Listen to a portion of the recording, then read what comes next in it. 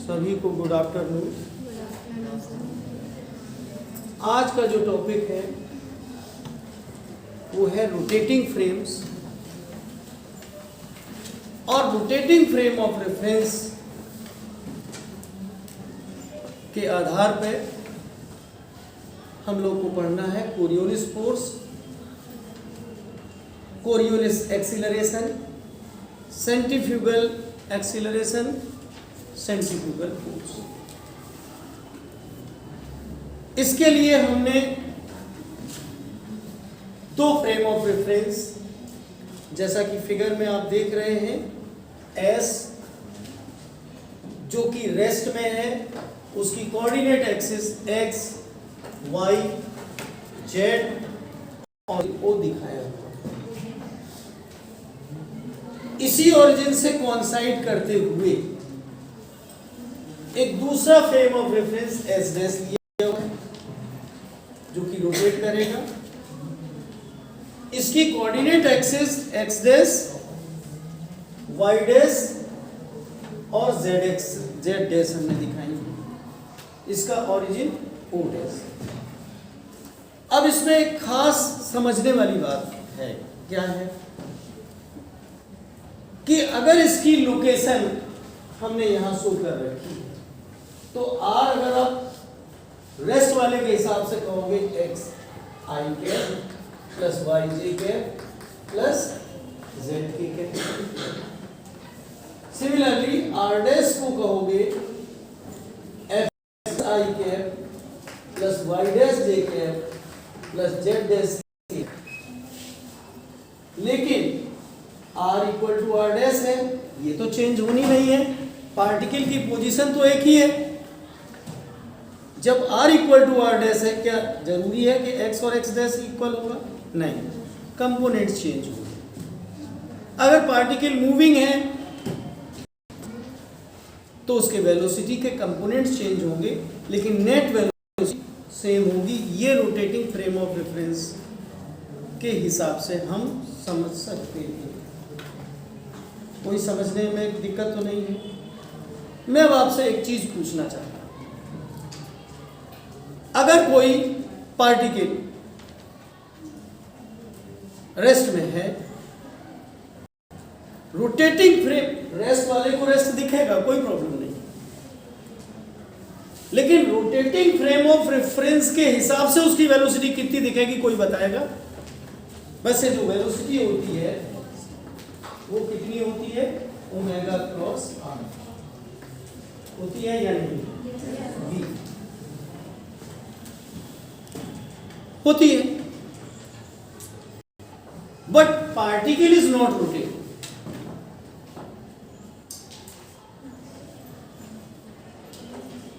What is rotating? Observer खुद rotate कर रहा है। ऑब्जर्वर का मतलब frame of reference he rotate कर रहा है। तो जो रेस्ट में बॉडी है वो, उसकी वेलोसिटी आपको क्या दिखाई देगी? बहुत सिंपल है, माइनस ओमेगा क्रॉस आर। ये बात अगर समझ लिए तो समझ लो सारा टॉपिक समझ लिया। अगर वो रोटेट करे तो ओमेगा क्रॉस आर।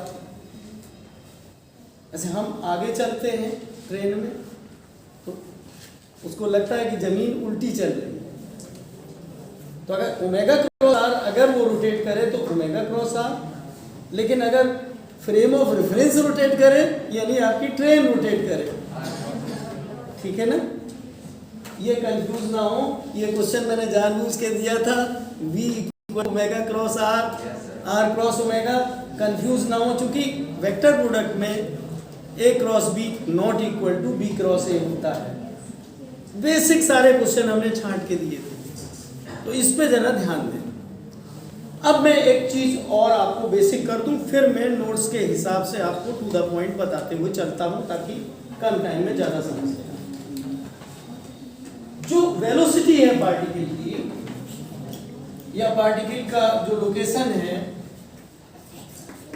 dr/dt हम कहेंगे अगर मोशन दिखाना है। ये तो रेस्ट वाले के लिए कह रहे हैं, मूव भी तो कर सकता है पार्टिकल।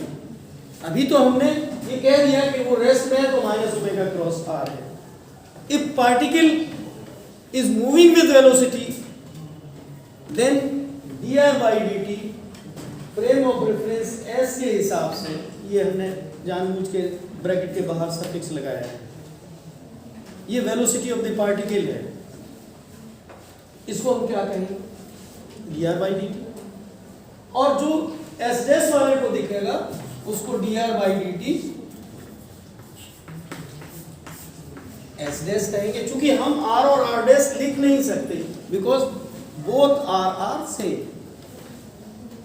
दोनों के लिए r तो एक ही है, उनके कंपोनेंट्स डिफरेंट हो सकते हैं। क्लियर?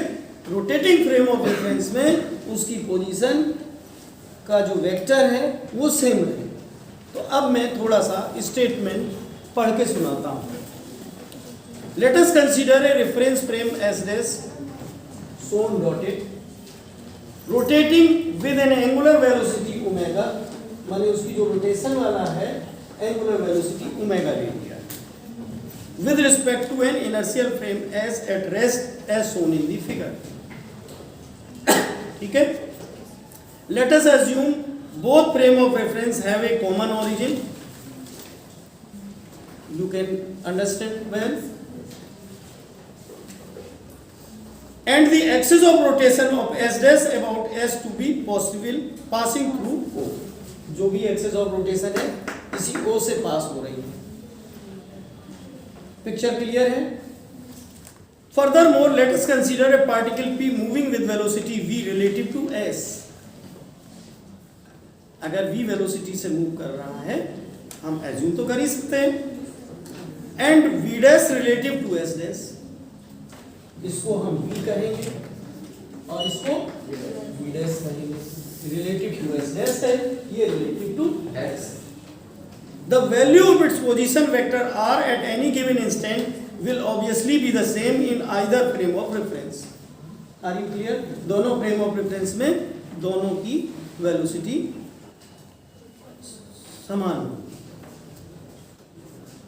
लेकिन कंपोनेंट्स, दो it's components along the three axes will naturally be different। बहुत सिंपल सी भाषा में क्लैरिटी के साथ लिखा हुआ है, समझ गए होंगे मेरा अंदाज है सब लोग।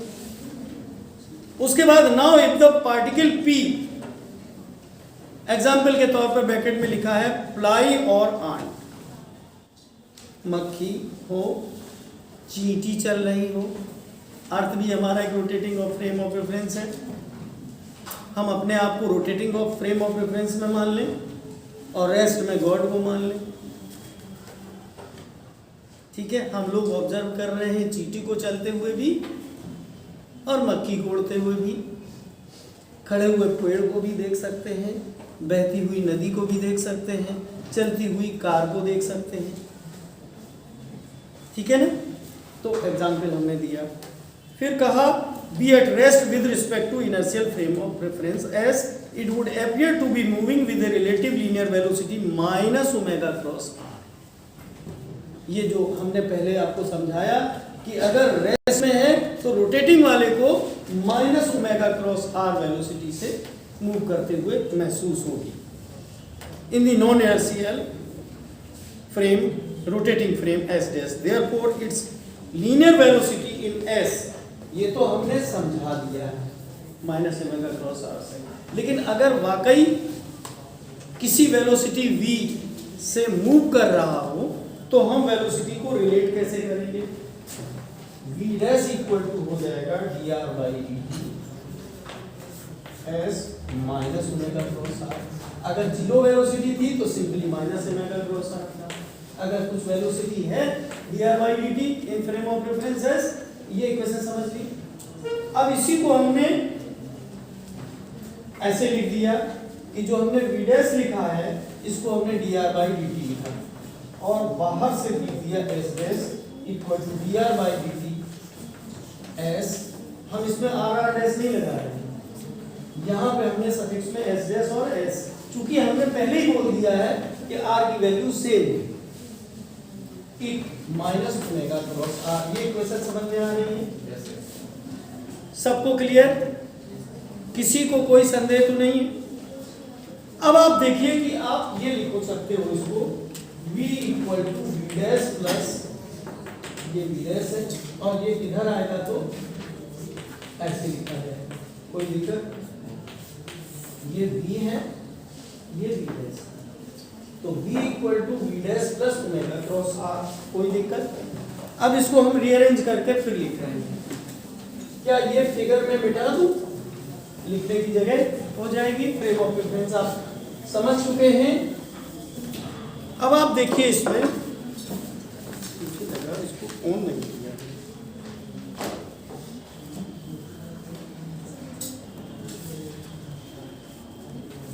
हाँ अब आप देखिए इसमें कि इस इक्वेशन को हम ऐसे लिख सकते हैं dr बाई डी टी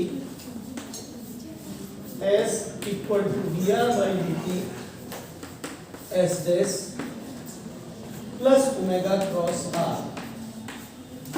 मुझे ऐसा लगता है इसमें हमने इक्वेशन नंबर 2 इसको दिखाया हुआ, इक्वेशन 1 लिखना मैं भूल गया। यहां तक किसी को डाउट हो तो पूछ ले, तब मैं आगे बढ़ूं। इसी में थोड़ा सा दिमाग लगेगा और तुरंत आपको समझ में आ जाएगा, कोई प्रॉब्लम तो नहीं है। एक छोटा सा कंसेप्ट लगा कि अगर रेस्ट में है तो एस डैश वाले को माइनस ओमेगा क्रॉस आर लिखेगा, अगर v वेलोसिटी है तो v minus omega cross R. Notation जरूर D are by D T S, D are by D T S dash, उससे घबराने की कोई बात ही नहीं। सिंप्लीफाइड वे में हमने ये लिख दिया। अब ध्यान देने की बात ये है कि ये हमने पोजीशन के लिए इक्वेशन ये लिख दी है। ये एक्चुअली जनरल इक्वेशन है, किसी और वेक्टर के लिए भी इस्तेमाल की जा सकती है। ये स्टेटमेंट हमने नीचे दिया हुआ है, एक बार सुन लीजिए। Now the equation 2 relating rate of change of vector, हम पोजीशन वेक्टर के बजाय हम वेक्टर बोलते हैं। Rate of change of vector, किसी अदर वेक्टर के लिए भी हम इस इक्वेशन को इस्तेमाल कर सकते हैं, ये दिमाग में बैठाने वाली बात है, ठीक है। In this case, in two given frames, reference S and S dash is a general one applicable to any vector, may therefore be put in the form of operator equation. इसी इक्वेशन को हम एक operator equation की तरह मान सकते हैं। फिर आप इसमें देखेंगे d by D t of S equal to d by D t of any other vector in S dash plus omega cross खाली जगह, यहाँ वेक्टर आएगा, दूसरा वेक्टर इस्तेमाल कर सकते हैं, यहाँ दूसरा आर की जगह हम कुछ और यूज कर सकते हैं। Accordingly this is to velocity vector, ये समझ लिया। फिर हमने इसको जनरल कहा, किसी और वेक्टर के लिए भी हम इस्तेमाल कर सकते हैं। तो नेक्स्ट इक्वेशन में यहाँ पे v लिख दिया गया, कोई प्रॉब्लम? मैंने इसके बाद लिखी नहीं, इसी को हमने समझाने के बाद इसी में r की जगह पे v रिप्लेस कर दिया, खाली जगह की। उनका भैया हटिए, ये बैठना चाहते हैं उनको हटाया, r को हटाया, v को बैठा दिया।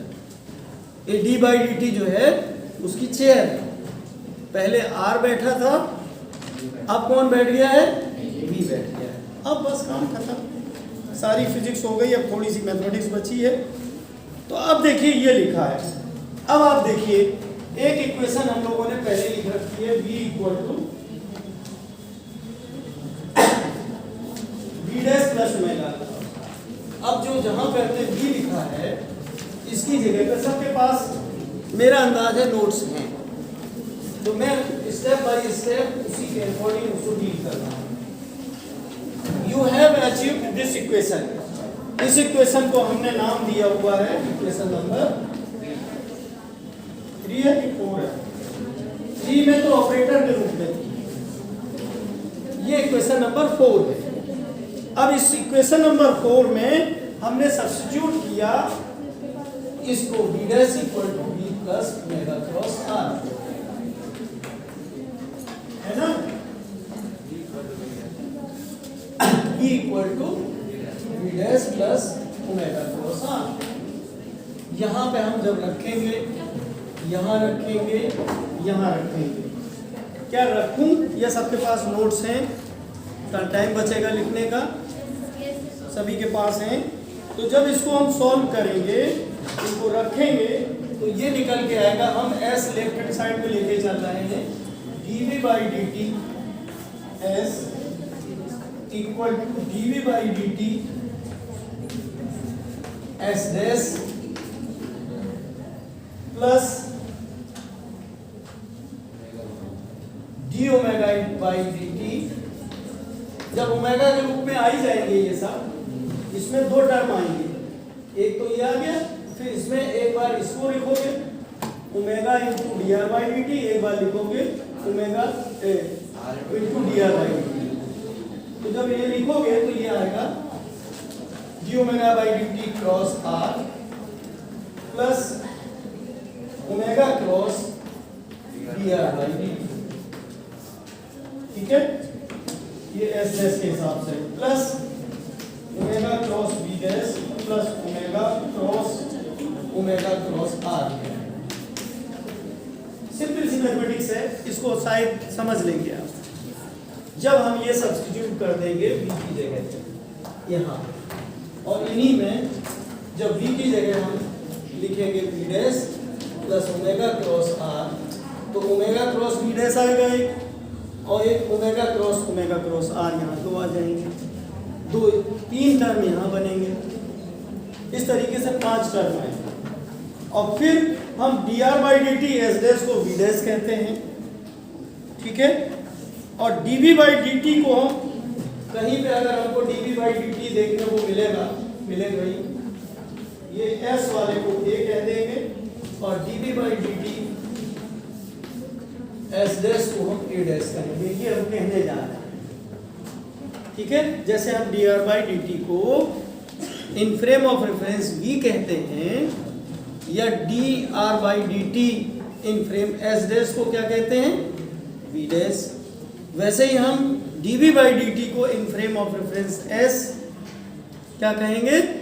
a, और in frame of reference s dash a dash कहेंगे। तो ये नोटेशन यूज करते हुए आपको जो इक्वेशन सामने आएगी वो ये होगी, हम यहाँ पर मास लेके चल नहीं रहे हैं, ये इक्वेशन आपको देखने को मिलेगी।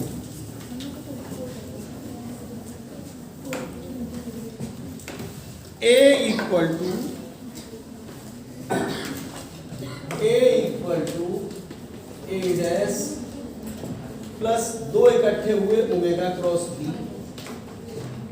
और plus d omega by D t cross r, और प्लस ओमेगा क्रॉस आर। बहुत ज्यादा हमने सॉल्व भी नहीं किया, ऐसा भाई दो को इकट्ठा कर दिया।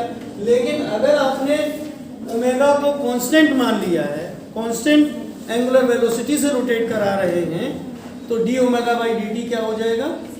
0। तो इसका भी खेल खत्म। ये बचा, ये जो इसमें दिख रहा है a या a डैश, इसको समझने में आपको कोई डिफिकल्टी नहीं है। a is the acceleration observed in frame of reference s, a dash is the acceleration observed in frame s dash. ये आपका जाना पहचाना है। ये कौन सा है? सेंट्रीफ्यूगल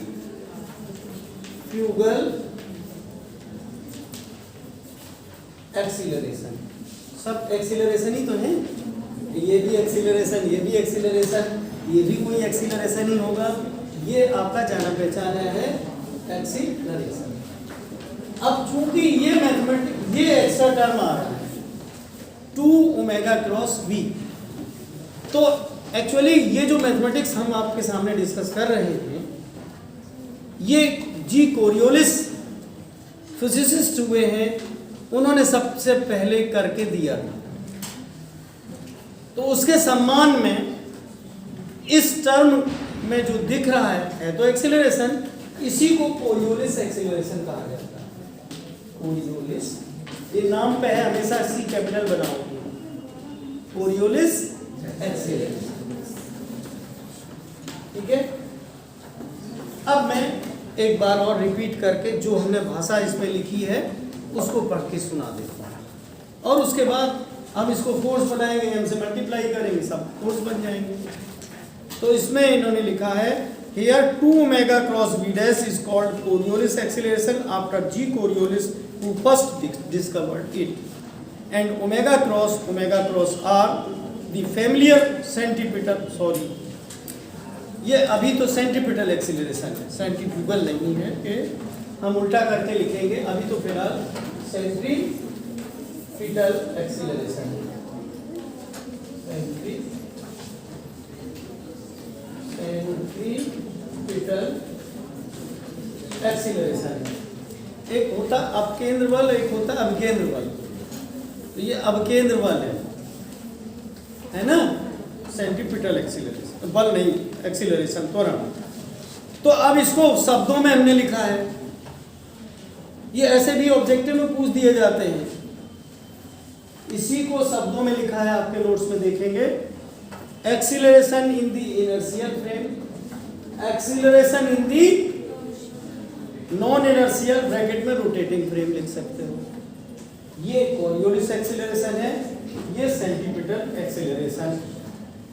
ठीक है, अब हम लोग कोरियोलिस फोर्स और सेंट्रीफ्यूगल फोर्स डाल के हमने इसमें नोट्स में लिखा है, ये हम आपको दिखाना चाहते हैं, Coriolis force and centrifugal force. ये लिखा हुआ है, इसी में आगे हम बढ़ाते हैं। किसी कोई दिक्कत तो नहीं हो रही, डिफिकल्ट तो नहीं लग रहा? सिंपलेस्ट बन गया है, इससे लोग डिफिकल्ट टॉपिक मानते हैं। मुझे लगा कि इसमें भाषा बहुत सरल तरीके से प्रयोग करी गई है, तुमको बहुत लंबा चौड़ा नहीं पढ़ना पड़ेगा, बात कंसेप्ट एकदम क्लियर हो जाएगा।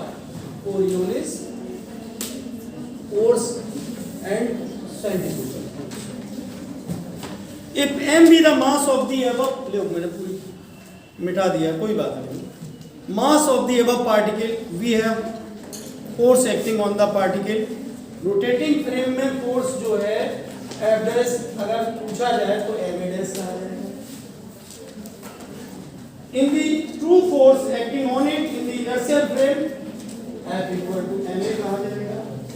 अब मल्टीप्लाई कर देते हैं पूरी इक्वेशन को m से, दोबारा लिखना पड़ेगा, ma dash equal to ma, हमने डैश वाले को पहले लिख दिया, पहले a पहले लिखा था, minus 2m omega cross v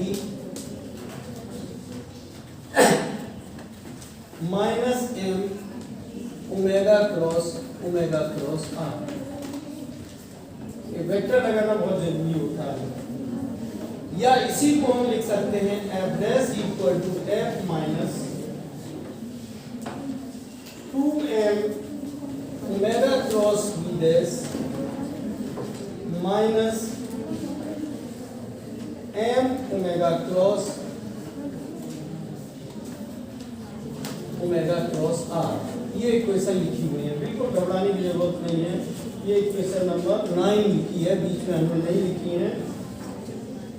इसी को हम ऐसे लिख सकते हैं, f dash equal to f plus f o. ठीक है, f o is the fictitious force. F o का मतलब है फिक्टिशियस फोर्स। फिक्टिशियस को हिंदी में जान रहे, आभासी बल कहते हैं, है ना, फिक्टिशियस फोर्स। एफ ओ किससे मिलके बना है, ये आप अच्छे से जान लीजिए। Here f o equal to minus 2m omega cross v minus m omega cross r। ठीक है, जहां पर जो फर्स्ट टर्म है, ये जो फोर्स है, इसी को कोरियोलिस फोर्स कहा जाता है। देख लेंगे, दिस इज कोरियोलिस फोर्स,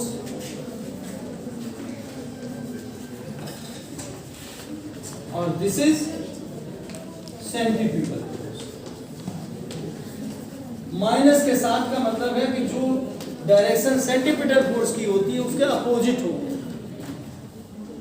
इसलिए इसको सेंट्रीफ्यूगल फोर्स कहा जाता है।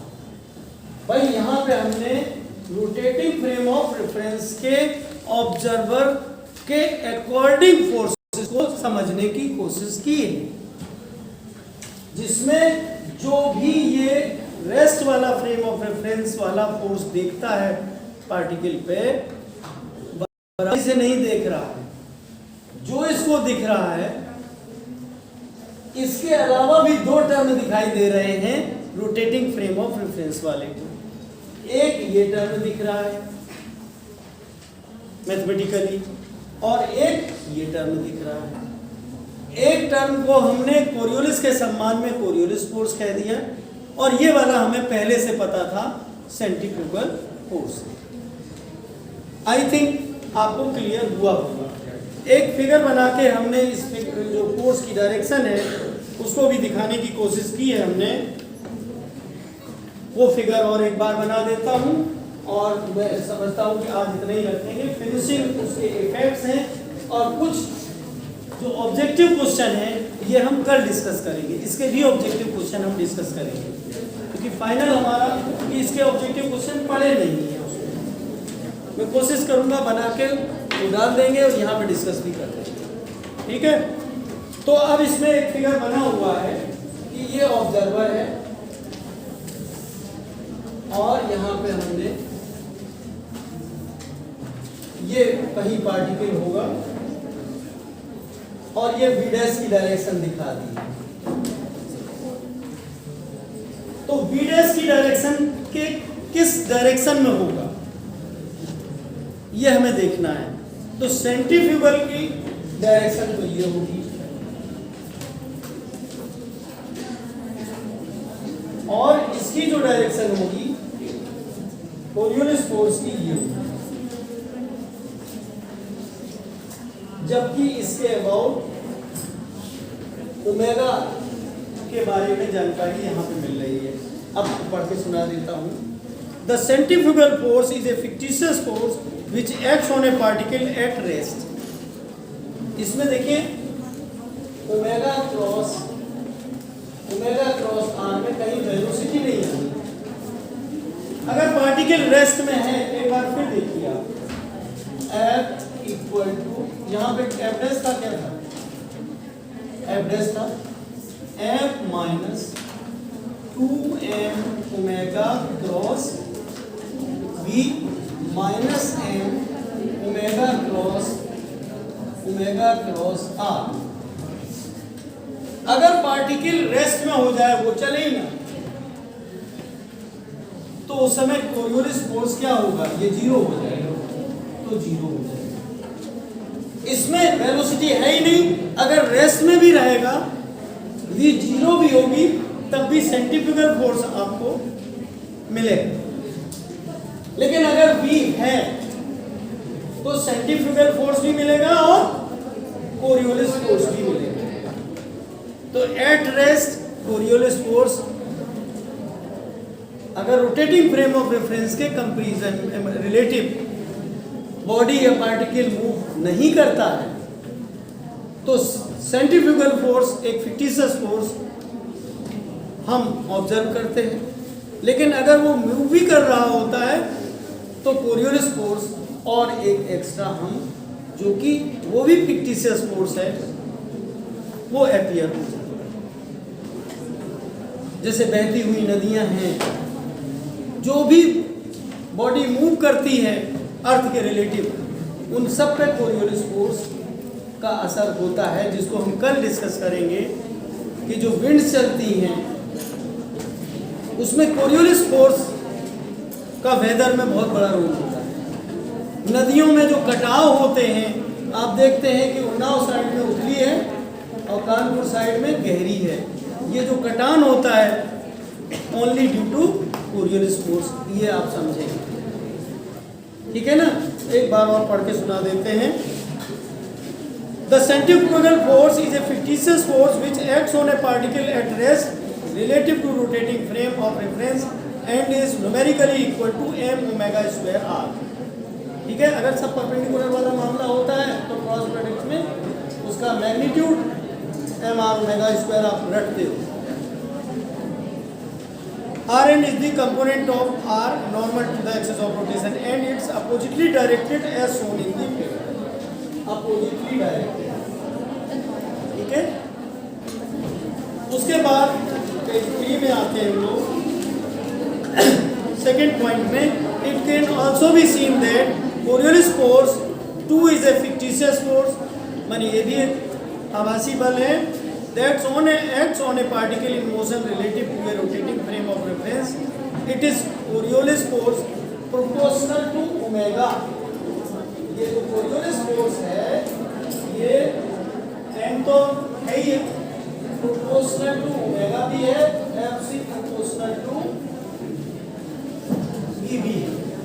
पहली चीज जीरो होने पे जीरो हो जाएगा. जैसे जैसे v की वैल्यू बढ़ेगी वैसे वैसे Coriolis force का प्रभाव आपको ज़्यादा दिखाई देगा.